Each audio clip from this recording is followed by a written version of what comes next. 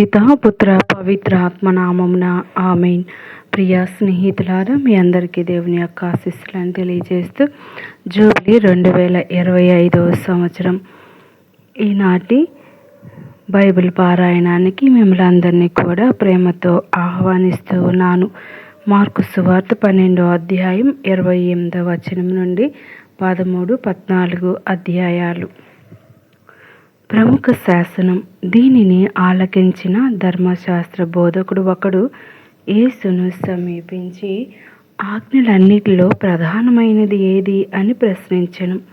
అందుకు యేసు, ఇజ్రాయేలీలారా వినుడు, మన దేవుడైన ప్రభువు ఏకైక ప్రభువు. నీ దేవుడైన ప్రభువును నీ పూర్ణ హృదయముతోనూ, పూర్ణ ఆత్మతోనూ, పూర్ణ మనస్సుతోనూ, పూర్ణ శక్తితోనూ ప్రేమింపవలెను. ఇది ప్రధానమైన ఆజ్ఞ.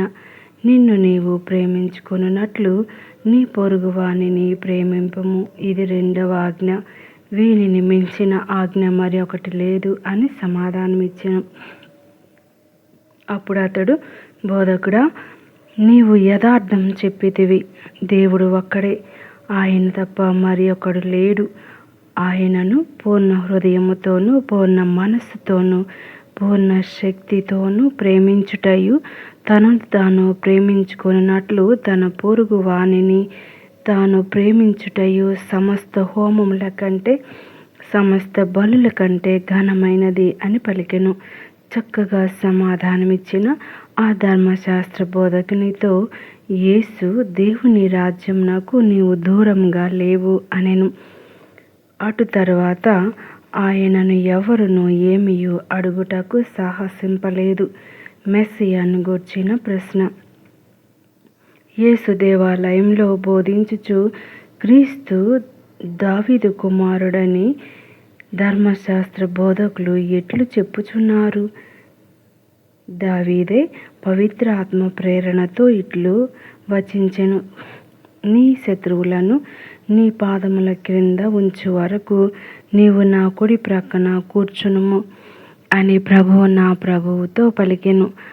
ఆయనను తన ప్రభువు అని సంబోధించిన దావీదునకు ఆయన కుమారుడు ఎట్లాగును అని ప్రశ్నించెను. జనసమూహములు ఆయన బోధనలను సంతోషంతో ఆలకించుచుండిరి. ధర్మశాస్త్ర బోధకులకు గూర్చి హెచ్చరిక. యేసు ఇట్లు ఉపదేశించుచు, మీరు ధర్మశాస్త్ర బోధకుల విషయమై కడు జాగరూకులై మెలగుడు.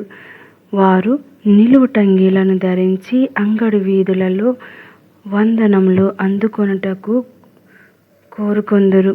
ప్రార్థనా మందిరములందు ప్రధానాసనములను, విందులయందు అగ్రస్థానమును కాంక్షింతురు. వారు దీర్ఘ జపములను చేయునట్లు నటించుచు వితంతువుల ఇండ్లను దోచుకొంటున్నారు. వారు కఠినతరమగు శిక్షకు గురి కాగలరు అనెను. విధవరాలి కానుక. పిమ్మట యేసు కానుకల పెట్టె వద్ద కూర్చుండి అందు ప్రజలు కానుకలు వేయు రీతిని పరీక్షించుచుండెను. ధనికులు అనేకులు అందులో ఎక్కువ డబ్బు వేయుచుండిరి. అప్పుడు ఒక పేద విధవరాలు వచ్చి 2 పైసలు మాత్రమే వేసెను. ఆయన శిష్యులతో, అందరికంటే ఈమె ఎక్కువగా దానం చేసినది. ఏలైనా వారందరూ తమ సమృద్ధి నుండి కానుకలు వేసిరి, కానీ ఈమె తన లేమి నుండి తనకు ఉన్నదంతయు, తన జీవనాధారమంతయు త్యాగం చేసినది అనెను. 13వ అధ్యాయం. మార్కు సువార్త 13వ అధ్యాయం. దేవాలయ పతనం. ప్రభు ప్రవచనం. యేసు దేవాలయం నుండి వెళ్ళుచుండగా శిష్యులలో ఒకడు, గురుదేవా, ఈ రాళ్ళు ఎట్టువో, ఈ కట్టడములు ఎట్టువో చూడుడు అనెను. మీరు చూచి ఈ గొప్ప కట్టడములు రాతి మీద రాయి నిలువక నేలమట్టమగును అని యేసు పలికెను. శ్రమలు, హింసలు. యేసు దేవాలయమునకు ఎదురుగానున్న ఒలీవ కొండపై ఏకాంతంగా కూర్చుండి ఉండగా పేతురు, యోహాను, యాకోబు, ఆంద్రేయులు వచ్చి, ఇవి అన్నీ ఎప్పుడు సంభవించును? వీని రాకడకు సూచన ఏమి అని అడిగిరి. యేసు వారితో ఇట్లు చెప్పసాగెను, మిమ్ము ఎవ్వరూ మోసగింపకుండా మెలకువ కలిగి అనేకులు నా పేరిట వచ్చి నేనే ఆయనను అని ఎందరో మోసగింతురు. మీరు యుద్ధములను గూర్చియు వాని సంబంధించిన వార్తలను గూర్చియు వినినప్పుడు కలవరపడకుడు. ఇవి అన్నీయు జరిగి తీరును, అంతలోనే అంతము రాదు. జాతికి జాతి, రాజ్యమునకు రాజ్యము విరుద్ధముగా లేచును. అనేక ప్రదేశములందు భూకంపములు కలుగును, క్షామములు సంభవించును. ఇవి అన్నీయు వేదనలకు ప్రారంభ సూచకములు. మీరు మెలకువతో ప్రవర్తింపుడు. ప్రజలు మిమ్ము బంధించి న్యాయస్థానమునకు అప్పగింతురు. ప్రార్థనా మందిరములలో మిమ్ము చెండాడుదురు. అధిపతుల ఎదుట, రాజుల ఎదుట మీరు నాకు సాక్షులై నిలచెదరు. కనుక ముందుగా సమస్త జాతుల వారికి ఈ సందేశం ప్రకటింపబడవలెను. మేము పట్టుకొని పోయినప్పుడు మేము ఏమి చెప్పవలెను అని మీరు ఆతురత పడవలదు. ఆ సమయమున మీరు మీకు వసగబడిన దానిని మాట్లాడురు. ఏలైనా మాట్లాడున్నది మీరు కాదు, పవిత్రాత్మయే. సోదరుడు సోదరుని, తండ్రి కుమారుని మృత్యువునకు అప్పగించును. కన్న బిడ్డలే తల్లిదండ్రులకు వ్యతిరేకముగా నిలిచి చంపుదురు. నా నిమిత్తము మిమ్ము అందరూ ద్వేషింతురు. అయినను తుది వరకు నిలచిన వాడే రక్షింపబడును.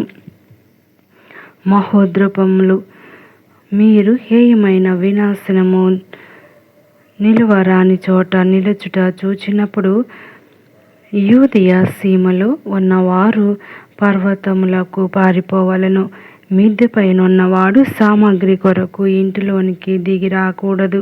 పొలంలో పనిచేయువాడు తన పై వస్త్రమును తీసుకొనుటకు వెలుపలకు మరలి రారాదు. ఆ దినములందు గర్భిణీలకు, బాలింతలకు ఎంత బాధకరం! మీ పలాయనము శీతాకాలమందు కాకుండానట్లు ప్రార్థింపుడు.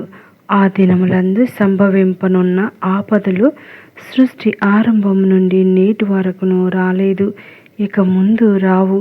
దేవుడు ఆ దినముల సంఖ్యను తగ్గింపకొన్నచో ఎవడును జీవింపడు. కానీ ఎన్నుకొనబడిన వారి నిమిత్తము అవి తగ్గింపబడెను.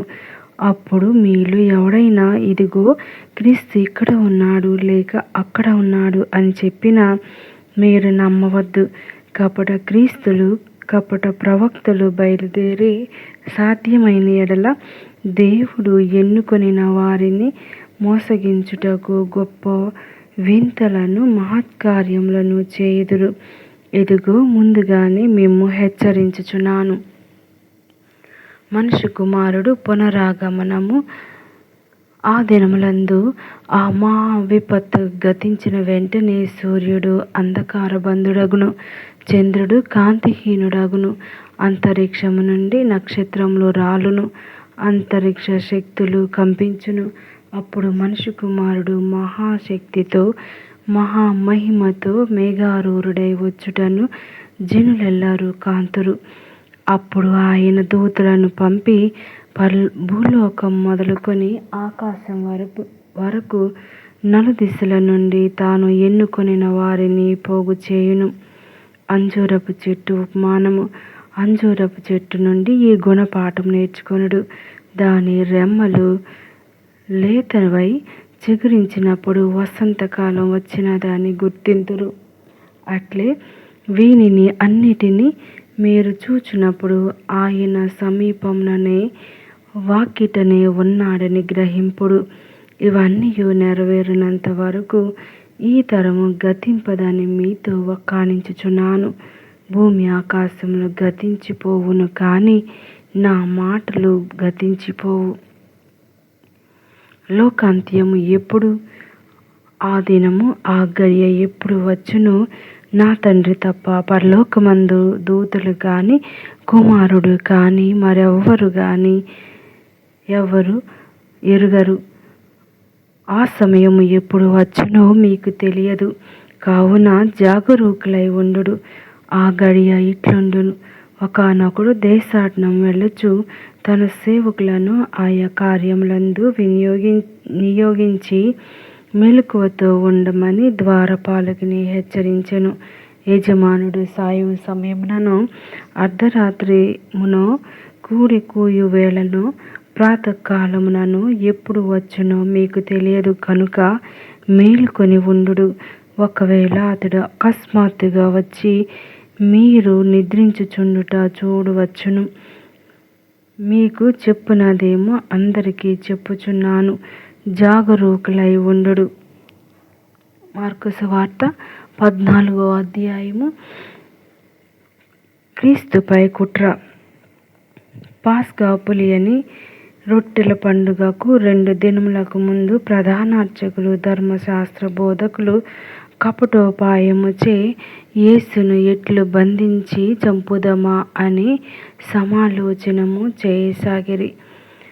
కానీ ప్రజలలో అలజడి కలుగునని పండుగలో చేయదగదని తలంచిరి. బెతానియాలో అభిషేకం. యేసు బెతానియా గ్రామమున కుష్ఠరోగి యగు సీమోను ఇంట భోజనమునకు కూర్చుండి ఉండగా ఒక స్త్రీ విలువైన పరిమళ ద్రవ్యము గల పాత్రతో వచ్చి దానిని ఆయన శిరస్సుపై పోసెను. అది చూసిన కొందరు కోపపడి, ఈ వృధా వ్యయ ఎందుకు? దీనిని 300 దినారముల కంటే ఎక్కువ ధరకు అమ్మి పేదలకు దానం చేయవచ్చును గదా అని అనెను. నిందింపసాగిరి. యేసు అది గ్రహించి వారితో, ఈమెను మీరెలా నొప్పించెదరు? నా పట్ల ఈమె మంచి పనియే చేసినది. పేదలు మీతో ఎల్లప్పుడూ ఉందురు. మీ ఇష్టం వచ్చినప్పుడల్లా వారికి మీరు సహాయపడవచ్చును, కానీ నేను మీతో ఎల్లప్పుడూ ఉండను. ఈమె తన శక్తి కొలది చేసిన భూస్థాపనార్థము నా శరీరమును ముందుగానే ఈమె పరిమళ ద్రవ్యంతో అభిషేకించినది. ప్రపంచం నందంతటా ఈ సువార్త ఎచ్చట బోధింపబడును, అచ్చట ఈమె చేసినది ఈమె జ్ఞాపకార్థము ప్రశంసింపబడునని మీతో వక్కాణించుచున్నాను అనెను. గురుద్రోహం. 12 ఒకడగు యూదా ఇస్కరియోతు యేసును పట్టించుటకై ప్రధాన అర్చకుల వద్దకు వెళ్ళెను. అది విని వారు మిగుల సంతసించి వానికి కొంత రొక్కమును ఇచ్చుటకు వాగ్దానం చేసిరి. కనుక వాడు ఆయనను పట్టించుటకు కాచుకొని ఉండెను. కడర రాత్రి భోజనము. పాస్కా బలి సమర్పించు పులియని రొట్టెల పండుగ దినమున యేసు వద్దకు వచ్చి, మేము మీకు ఎచ్చట పాస్కా భోజనమును సిద్ధపరపగోరుచున్నారు అని అడిగిరి. అప్పుడు ఆయన 2 శిష్యులను పంపుచు, మీరు పట్టణంలోనికి పోండు. అచ్చట కడవతో నీటిని తీసుకొని వచ్చు ఒక మనుష్యుడు మీకు ఎదురుపడును. మీరు అతనిని వెంబడించి అతడు ప్రవేశించిన ఇంటికి వెళ్ళి ఆ ఇంటి యజమానితో, నా శిష్యులతో నేను పాస్కా భోజనం భుజింపవలసిన అతిథిశాల ఎక్కడ అని మా గురువు అడుగుచున్నాడు అని చెప్పుడు. అప్పుడు అతడు మేడపై సిద్ధపరపబడిన విశాలమైన గదిని మీకు చూపును. అందు మనకు పాస్కా భోజనంను సిద్ధపరపుడు అని చెప్పాను. అంతటా శిష్యులు బయలుదేరి నగరంలో ప్రవేశించి యేసు చెప్పినట్లు కనుగొని పాస్కా భోజనమును సిద్ధపరచిరి. సాయం సమయమున 12 శిష్యులతో యేసు అచ్చటికి వచ్చెను. వారు భోజనం చేయుచుండా ఆయన వారితో, ఇక్కడ నాతో భుజించిన మీలో ఒకడు నన్ను శత్రువులకు అప్పగించునని మీతో నిజముగా చెప్పుచున్నాను అనెను. అందుకు వారు మిగుల చింతించి, నేనా అని ఒక్కొక్కరు అడుగసాగిరి. అందుకు ఆయన, 12లో ఒకడు నాతో ఈ పాత్రలో రొట్టెను అందుకొను వాడే. మనుష్య కుమారుని గూర్చి వ్రాయబడినట్లు ఆయన మరణించును, కానీ మనుష్య కుమారుని అప్పగించువానికి అయ్యో అనర్థము. అతడు జన్మింపకుండినా అతనికి మేలుగా ఉండేది అనెను. ప్రభు భోజనం. వారు భుజించుచుండగా యేసు రొట్టెనందుకొని ఆశీర్వదించి త్రుంచి తన శిష్యులకు ఇచ్చుచు, దీనిని మీరు తీసుకుని భుజింపుడు, ఇది నా శరీరము అనెను. తరువాత ఆయన పాత్రమును అందుకొని కృతజ్ఞతాస్తోత్రములు చెల్లించి వారికి